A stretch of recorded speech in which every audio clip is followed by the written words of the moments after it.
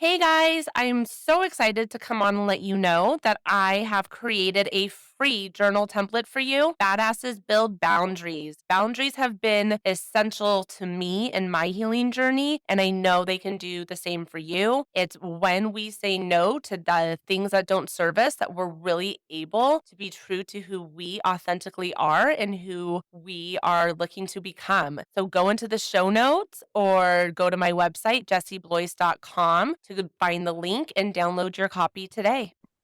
Today, I have Autumn Henning on the podcast. I'm so excited. Autumn, I met through my career as a speech language pathologist and a myofunctional therapist. Autumn is also a speech language pathologist, a myofunctional therapist, and an international board certified lactation consultant.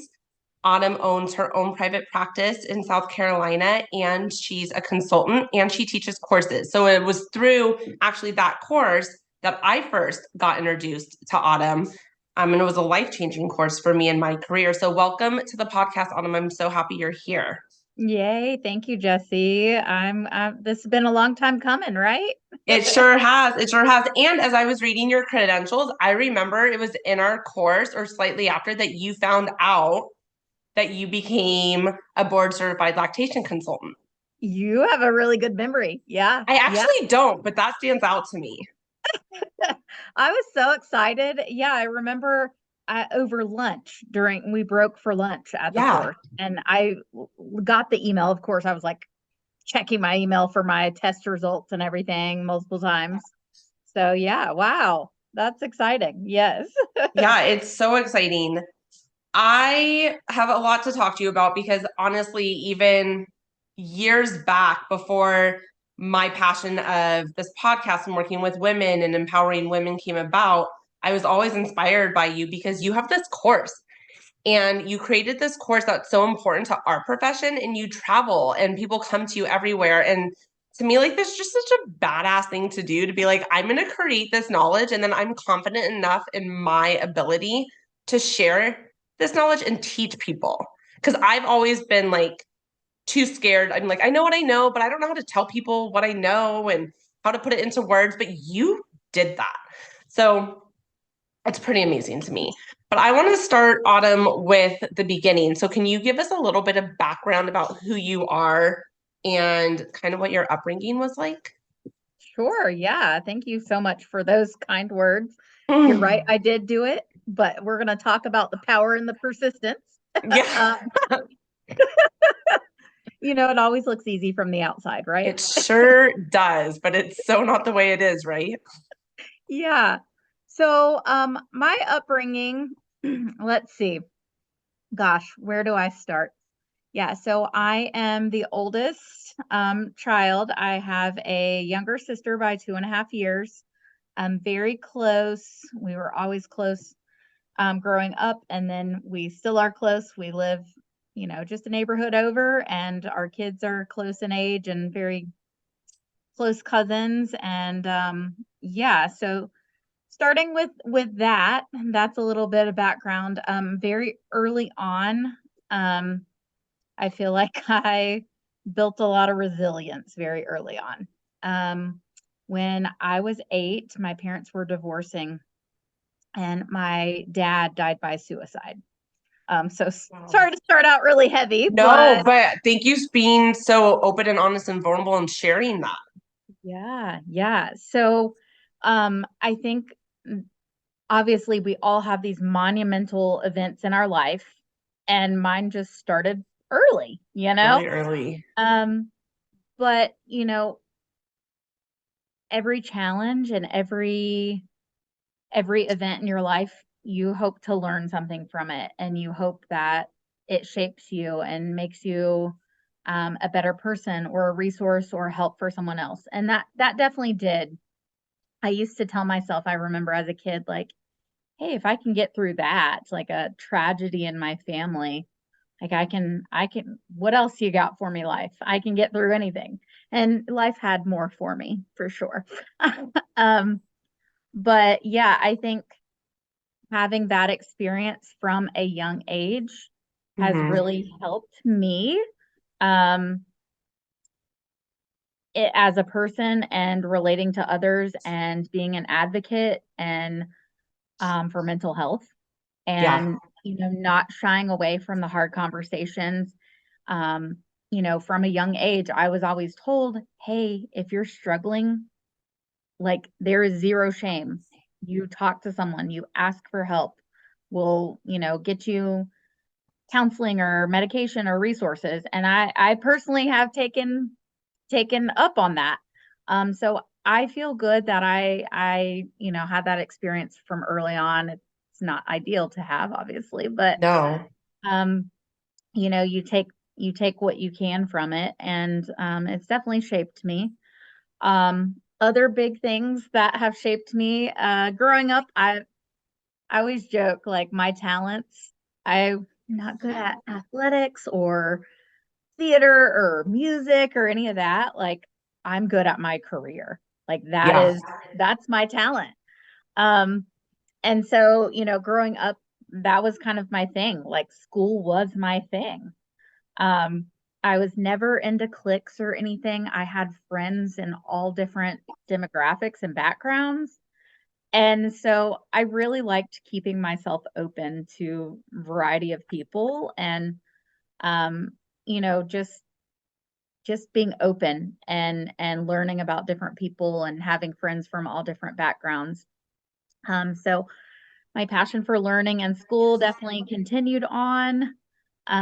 In college, I had another big challenge, which was I was diagnosed with an autoimmune disorder. And, you know, you always say you find out who you are and who your true friends are when you go through really difficult life experiences, and that's Hmm. very true. So that was another big challenge, and then I would say my third major challenge in my life was uh, being a business owner, and it's what do I call it? Exhilaratingly terrifying. I like that. I like So, that. Yeah, um, that's a good you know, description. yeah, so blessed, have learned a lot of lessons, but yeah, that's kind of a few big things in a nutshell. Those are huge things. I want to go back to your dad. I'm so Yeah. sorry for that experience. And you were so young. Do you feel like it Yeah. made you, well, you're also the oldest, which I think as another firstborn, I really do think that shapes a lot of who we are, Yep. right? Birth order. Yep. Birth order is real. Yeah. Do you feel like you had to grow up extra quickly and take on more responsibility? Definitely. Yeah, definitely. Like, it was just my mom, my sister, and I, and um, definitely had to like mature and grow up quicker in a sense. And it also, changes as you go throughout life. So like, Hmm. how I've looked at my relationship with my dad and what happened and everything, um, is different from when I was a kid versus when I was a Hmm. teenager versus when I'm an adult, and especially when I became a mom. So like when you have Yeah. your own kids, you see things from a different light. And we never stop grieving, and I think it's okay to like give yourself permission for that. Um is just because it's been, however many years, right? Doesn't Yeah. mean that it's gone, doesn't mean that it hurts any less. You just learn where to put it and how to have it in its place. And it's okay if it comes up every now and then. But yeah, I think it's definitely a big part of me and who I am. And yeah, there you go. When you said that you were taught that it's okay to seek out help, it's okay to go to a therapist, it's okay to take medication, was that all from your mom? Yes. Well, some, yeah, and family members and That's great that you um had that allowance. yeah. And I think, yeah, it was almost like, yeah, and so I never had any sort of hesitation of we've in our family, we've treated mental health as like any other sort of health. Like, Yeah. hey, if there's an issue, like you seek out professionals. You talk to others, you lean on your support system for it. So I like that. And being so young and to understand the whole idea of suicide, right? Yeah. Um How that's did hard to you like. understand it? Like, at what age did you feel like you actually understood it? I mean, I don't know that we ever fully understand it, but like, um, yeah, I think having that explained to me at a young age in a way that I could grasp it somewhat, your daddy had a problem with his brain, essentially. Yeah. Those chemicals in the brain were not working correctly or in right balance, right?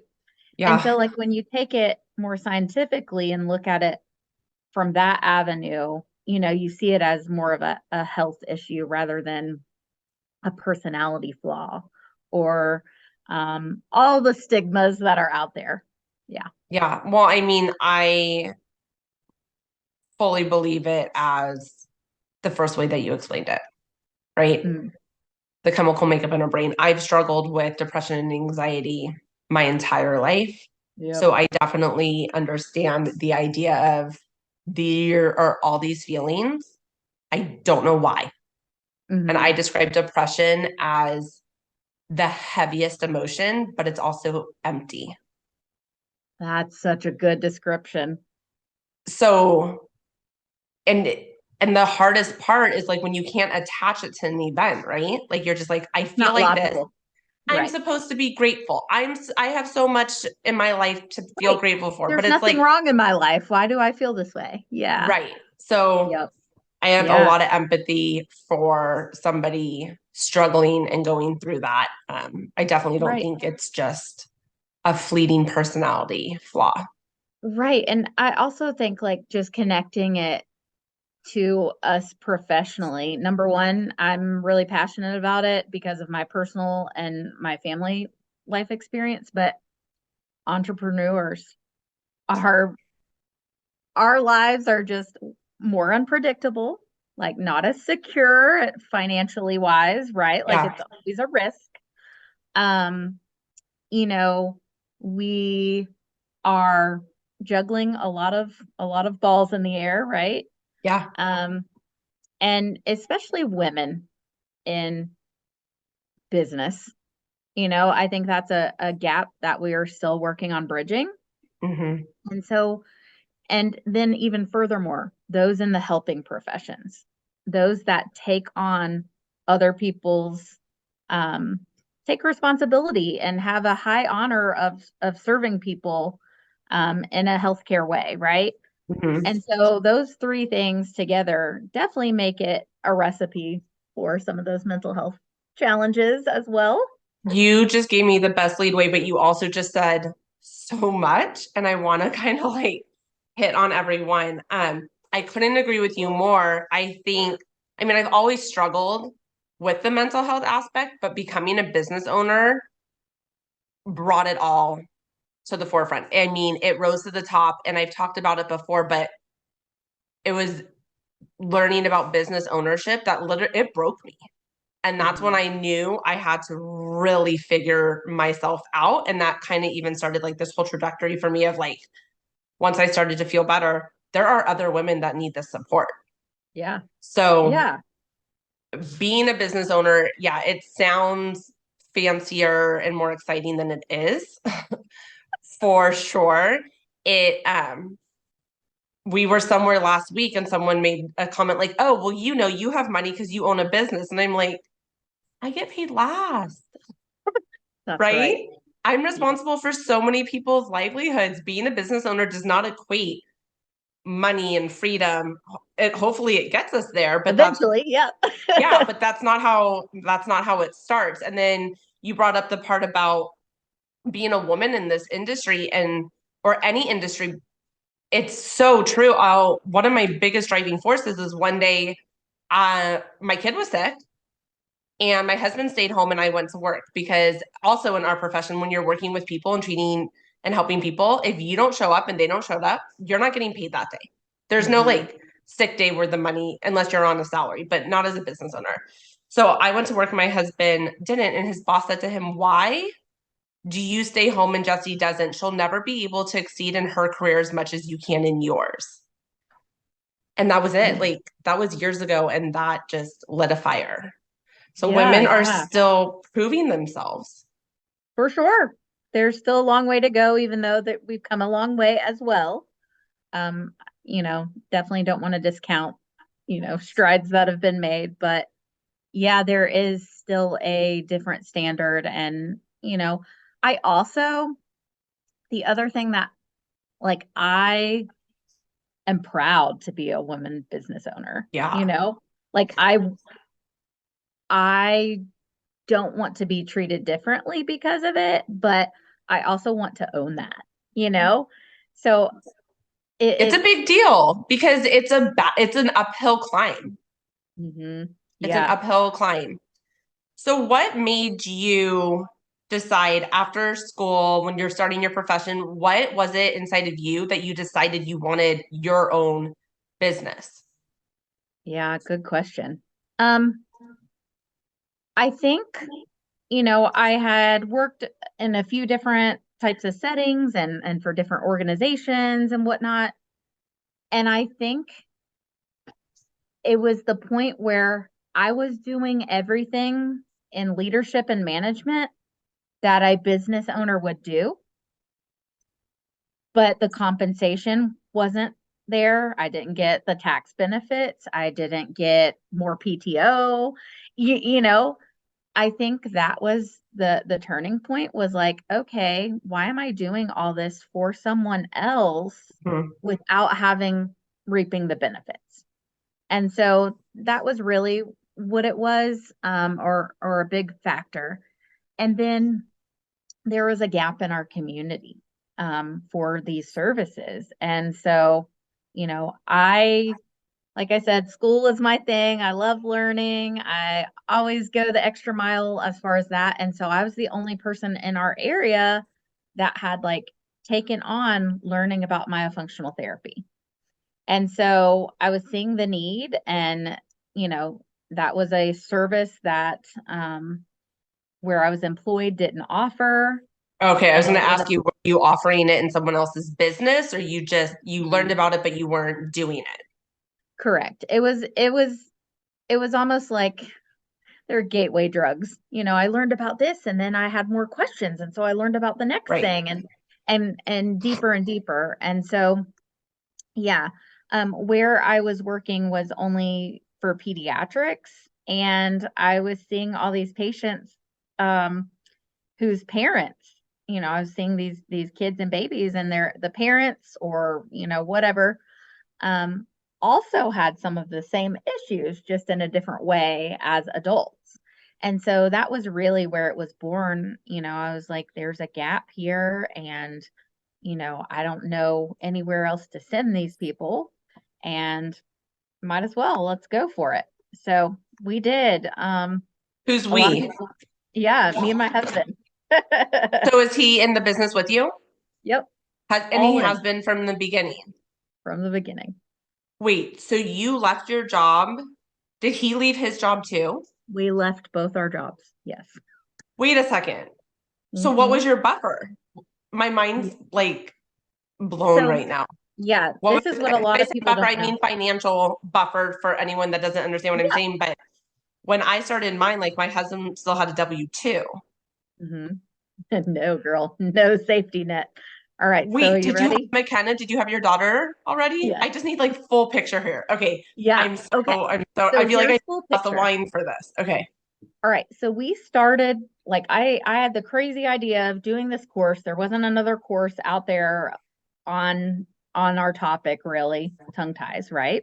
Yeah. And we started it as a side hustle because we had a meeting with a financial planner that was like, hey, you're not going to have enough money to retire based on like your current employment and stuff. So we started the courses as a side hustle, and it became a main hustle. Um, and so we started the courses in 2016, and we both left our full-time job, full-time employment, benefits, all the things. in December 2019. Okay.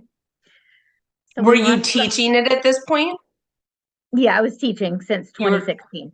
Mm-hmm. okay. Okay. Okay. So So you started it and started teaching it. Okay. yes. So we left our jobs in December 2019 and opened our private practice in January 2020. We all know how Ah, that went. So, I mean, ah! terrifying enough, like it took us longer to like branch out and, leave our jobs, Yeah. than, then honestly it should have. I think we all look back and we're like, oh, I was just scared. So scared. My mom told me for years, you should treat privately. I was like, I haven't been doing this long enough to not have someone to ask a question to. Yeah. It took Yeah. me a decade or Ours more was, to, yeah, our yeah. thing was the financial piece. Like, Yeah. and how do we get insurance? And, what if we don't have enough patients? And, all the things, All right? the things. Mm-hmm. So, yeah, we opened in January 2020 and we closed in March 2020. Oh, Um, Thankfully, we did do some teletherapy and our plan was, hey, while we're getting the private practice up and running, the courses will kind of be our financial safety net. Well, in 2020, there were no courses because I was doing all live teaching at that yeah. point. Okay, so everything got canceled. No one was traveling, social distancing, all the things. So we're like, oh man, what now? You know? So thankfully, we started in January. I was full, like 40 hours, full patients within 3 weeks. I It was, did hired, you, okay, so then you hired. Okay. I hired at 2 months. Um, and then pandemic happened 2 weeks later. Yeah. And so we did do some teletherapy, right? Um, so that was something. And our big thing was like making sure our employee was paid, like that was thankfully we had savings and stuff, but making sure our employee was paid during that time because we had just hired her, you know? Yeah. So yeah, lots of the title of your podcast, Power and Persistence. Yep, had to like just put your head down and put your blinders on, like, and keep going forward. We reopened the clinic in May of 2020. We had people knocking down the doors wanting to come in, thankfully. Mm-hmm. Um, and so, yeah, we haven't looked back. And so we've hired 3 more therapists since, That's great. built our own clinic. Yeah. Are you treating Autumn? I You? am not as much. Yeah. I do one full clinical day of regular therapy sessions, and then I do 1 to 2 evaluations a week. Okay. So So for people listening not in our field, being a business owner and being a myofunctional therapist, they are not the same. So when people ask me now, what do you do? I get stumped because I'm like, well, I do this and this I do and this. this, but like this also like really takes up the majority of my time. So Mhm. I don't know how to answer that anymore. But when I was treating full time and start trying to run my business, so you're full time with clients and you're full time trying to be a business owner, it just does not work. It doesn't. You are depleting and pulling so much of yourself, and especially like, and not only as a business owner, um, or maybe someone's a sole proprietor, it's only them, right? Right. But when Mm-hmm. you have a team that you have to Yeah. train and teach and um, mentor, and you're trying to create a positive work culture, Yeah. ooh, we can talk on that too. Yeah. Let's Um, go there next because that's actually a really big deal. yeah, that sort of thing. I mean, it's a lot, and you're like, I don't know. Um, Speaking of mental health and like ADHD type stuff, Mm-hmm. 1 minute I'm doing social media marketing. The next minute I'm looking over financial statements. The next minute I am treating a 4-year-old, and the next minute I'm treating a 55-year-old, right? So like it's Right. all these little things that are going on, and I found, really protecting and blocking my time during this time. This is for this, Yeah. right? Right. And keeping that focus. Now, can't always stick to it because there's always things that come up, but just having some sort of framework really helps and gives you breathing room to block that schedule. Yeah, it's important. Talk to me about the positive work culture, because I think this applies to anybody, really, any business owner in any field or any employee who wants to be a part of a positive work culture. So how Yeah. did you kind of figure out when if it wasn't positive and how to make it positive, or how did you make it positive from the beginning? Right. And I think I've always done this is I've always taken my like experiences and what I wish I had had at Mm-hmm. places that I've worked and put it into Chrysalis. Um, and so, one of the big things, just like talking about supporting women, one of the biggest things is, we're in the speech therapy world, right? All of our therapists are women of childbearing age, right? Yep. So we made sure that we do a short-term disability policy. We have worked with our therapists on schedules for pumping when they come back. They have a private place, comfortable place, not a bathroom to pump with a door that locks. We have fridge and freezers for them to store their milk, that sort of thing. Working in those, that can be such a relief. And before, the Pump Act just passed for breastfeeding moms going back to work. But even before that, we all those breaks were paid because they can be typing or doing some work while they're pumping, Mm-hmm. right? Mm-hmm. Um, so that was one big one that I really wanted to provide because my pumping experience coming back to work was not a good one. Yeah. I didn't have privacy. I didn't have a door that locked. I got walked in on. Um, coworkers. There wasn't like a spot in the fridge to keep my milk. And one time, a coworker left my milk out on the counter Oh, and and that's like like it liquid spoiled.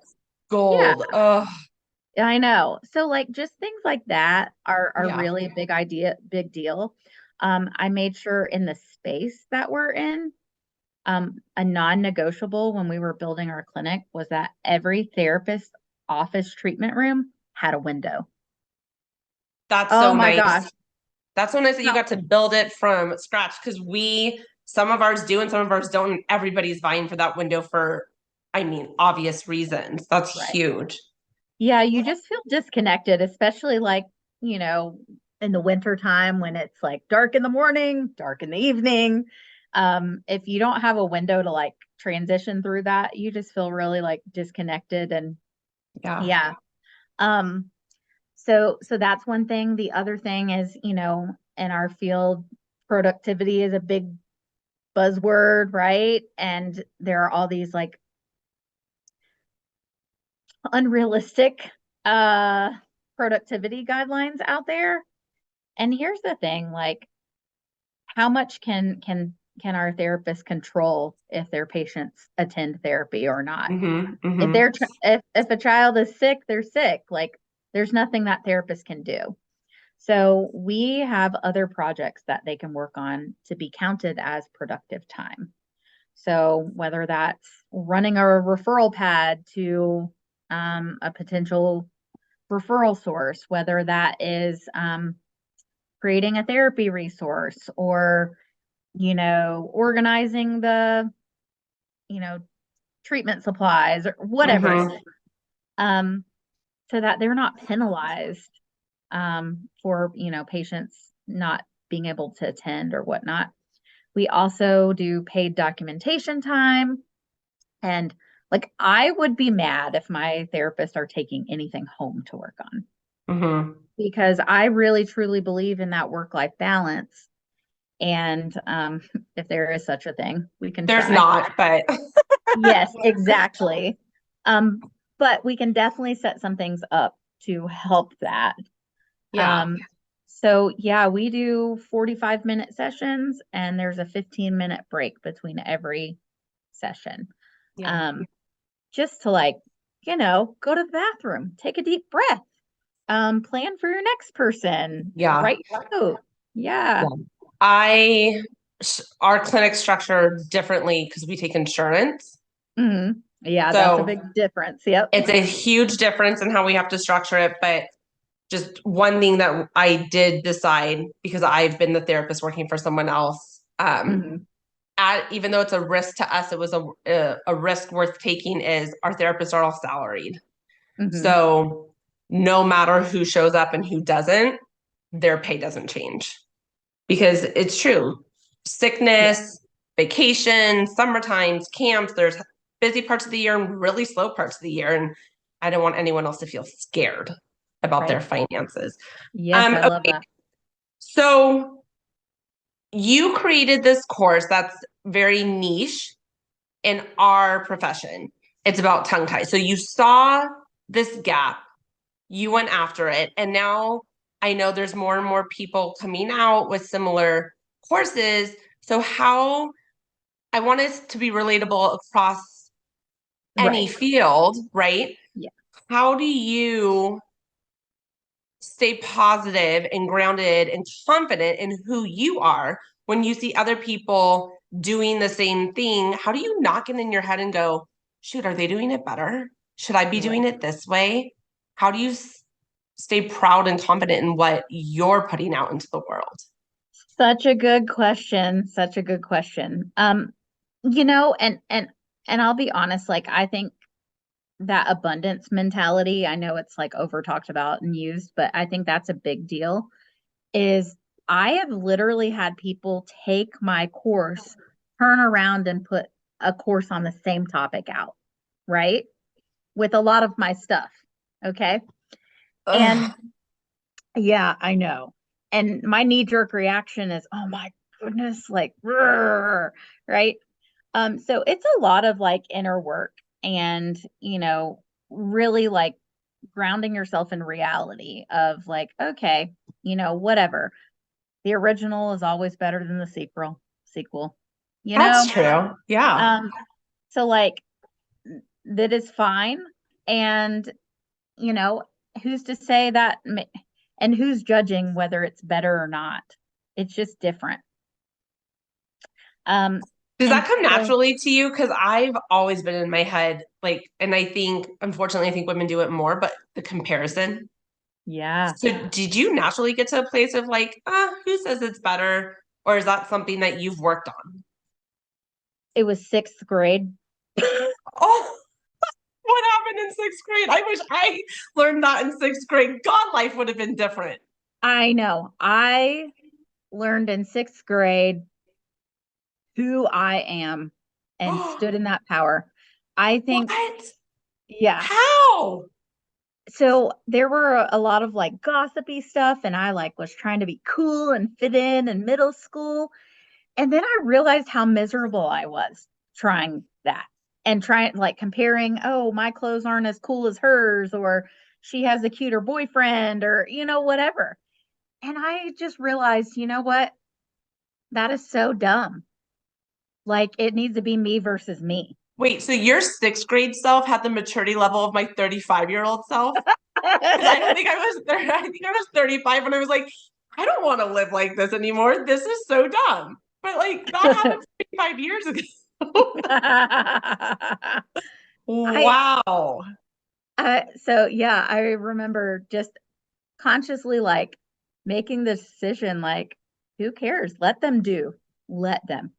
Let them do their thing. I just wrote something down on my social media that's coming out soon, and it said like I'm in my let them era. Like, yes. But like this is all new to me, and you knew it at 11. I know it was funny, but I'm like I said, I was grateful for that, like the mean girls and the gossiping and the bullying type stuff. Yeah. And then I was just like, you know what? Why bother with all that? Like, yeah, just do your thing, be yourself. Girls, that's what we want our daughters to feel, right? Yes. Like every Yes. day in the car, even yesterday, she's telling me this one is being mean to this one and this one wants this one. I'm like, oh my God. She's a second grader, Autumn. Oh no, I'm right behind you. It's Oh, crazy. It starts so early, and then I just want to tell her, like, who cares? But like, they care, right? exactly. And the other thing that I've learned is like talk to yourself like you would talk to your best friend. If your best friend was like, Yeah. "Oh, but so and so is doing this and I'm wondering if it's better than mine and blah blah blah," you would be like, "Oh my gosh, stop it. You are great in your own right. Like you're no one can be you." I always say I am my own secret sauce and I'm just okay with it. Like, you know, and that doesn't mean like I sleep on the job. That means that I'm confident in the foundation of who I am, but I'm always like evolving. I'm always growing. I'm always like, listening to podcasts that help me be a better me, but it's about me. It's not me rising above all these other people. It's about me rising beyond my past self. I feel like everything you just said, people need to listen to like 5 times. Like, really let it sink in because there's so much good and value in everything that you just summed up so well. You said before when we were talking about creating the courses and the copycats and people doing it, you mentioned inner work. And I am all about the inner work. And I Mhm. think that's really what has allowed me to evolve because I do think how you said evolving, it takes a lot for a person to want to reflect and evolve, but it's really where growth and freedom occurs. What is inner work for you? What does your inner work look like? I think the challenge of inner work for me is being still, slowing down enough to really like get quiet with yourself and get honest. Because we all have these demands to go here, go there, do this, schedule this, blah, blah, blah.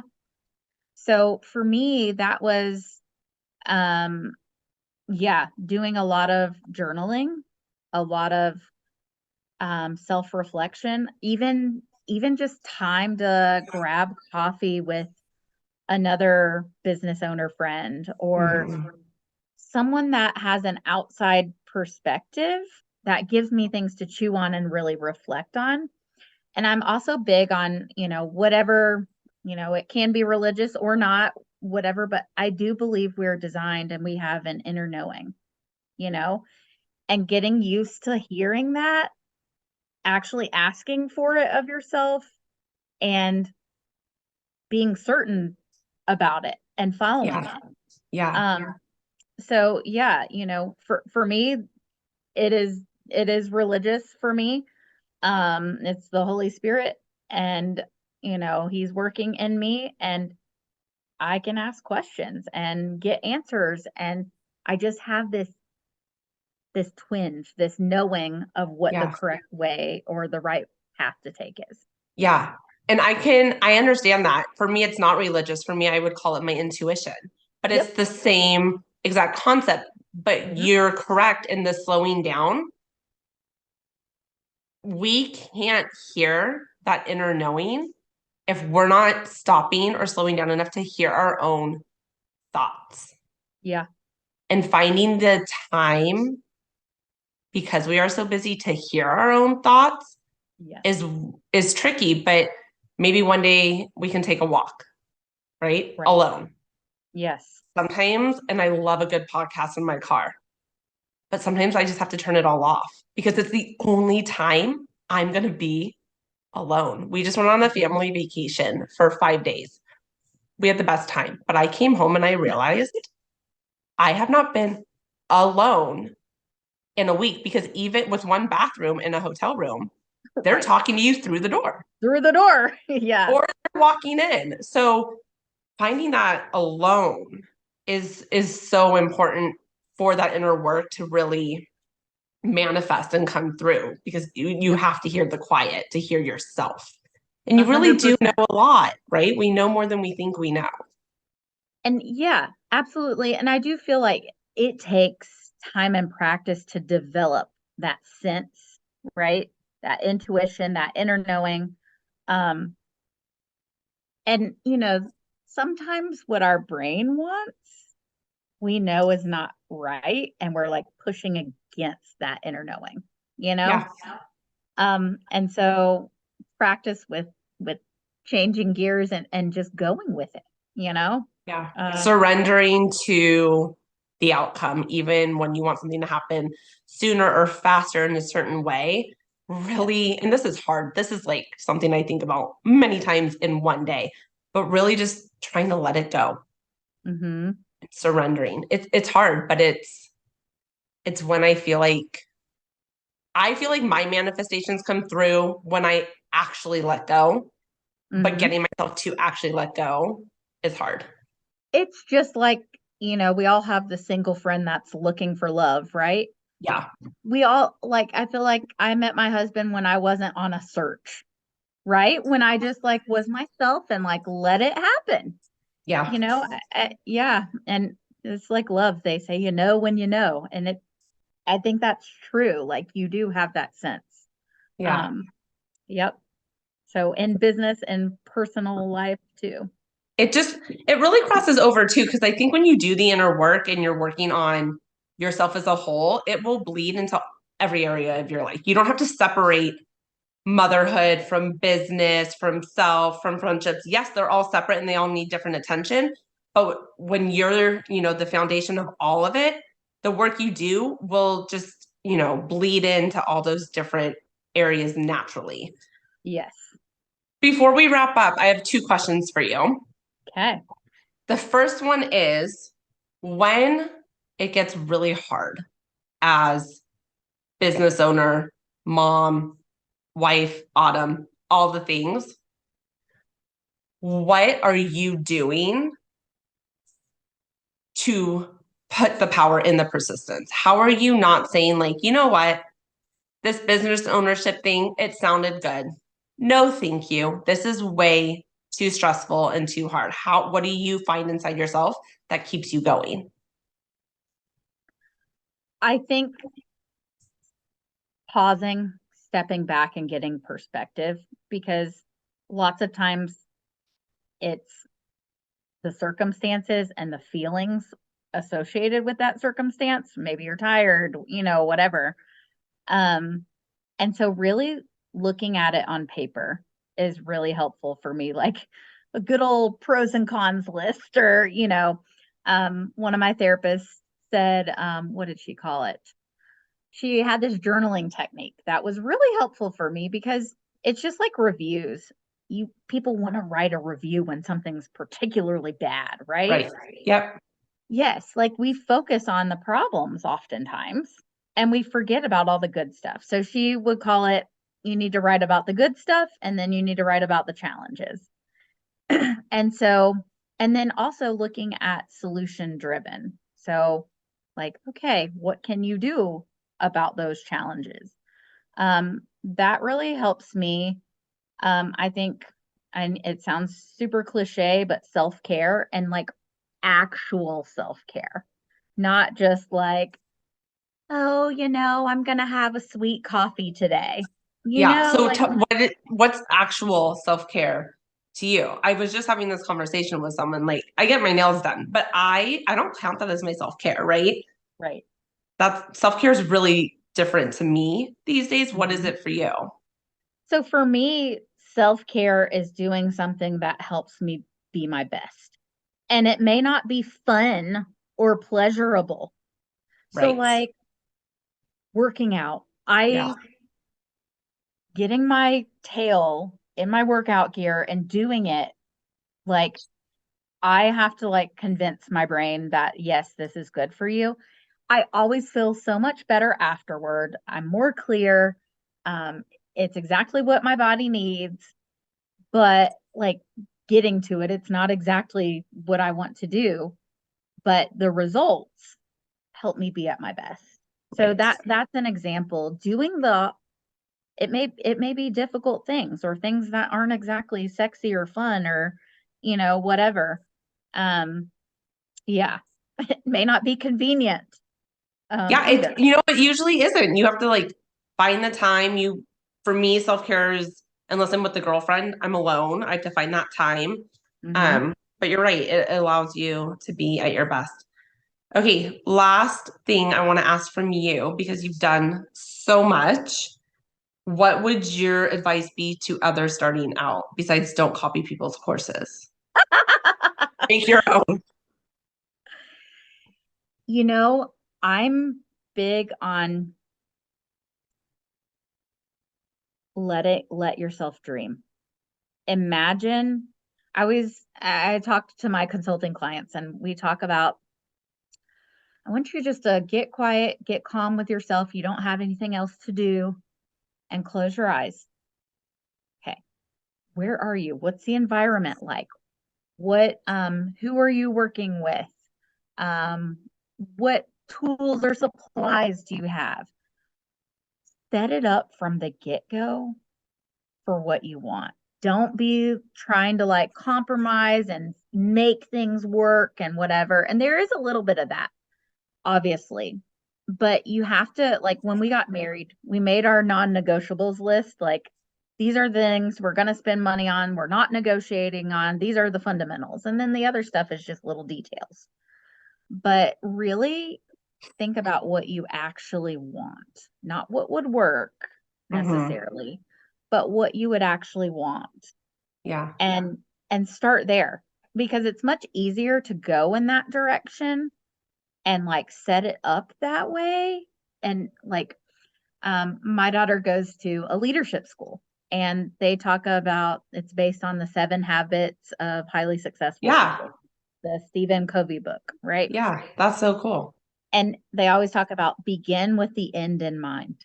Yeah. So think about, and you know what you want may change, and be okay with that. But if you're just setting up a business just to like pay the bills, and like, you're not going to have that grit, that gut driving forward power for something just to pay the bills. It's truly got to be what you want. Yeah. And sometimes It's we don't finding know your what we want. yes. Right. It's what's your yes life? What's the life where you wake up and go, yes, this is the life that I'm excited. Yeah. Like, it doesn't mean it's always easy and fun, but it's a life that you intentionally are creating. And that's how I feel. Like, definitely, obviously not perfect. And there's always things we can do better and change and grow and all the things. But when I'm down, when I'm like, oh gosh, this is crazy, this is horrible, everything's hitting the fan this week or whatever it is, I think about, would I go back and not have all this, and not, have this built in this life? Would I go back to being an employee? And the answer is, I'd never trade this. Even on the hardest day as an entrepreneur, I would never trade this. I always say, as long as I can help it, I'm never working for anyone again. Well, you created your yes life. There you go. Yeah. And I love it. It has been really awesome talking to you. You too. You're great at this. Oh, you're so sweet. Well, thank you. It's me trying to set up from the beginning what I want in the end, just reaching women and supporting women, because there are still men out there saying we can't do it, ladies. So we can, and we can help each other. So thank you for coming on. Thank you for supporting me in this podcast. And you're an inspiration to me, and you have been for years. So thank you for doing everything you do. Thank you, Jessie. I can't wait to see all of your stuff unfold too. Me too. Thanks, Sometimes Autumn. it's a surprise to us, right? I think it might be. Yeah. Bye. Thank you so much. Thanks. Have a good one. You too.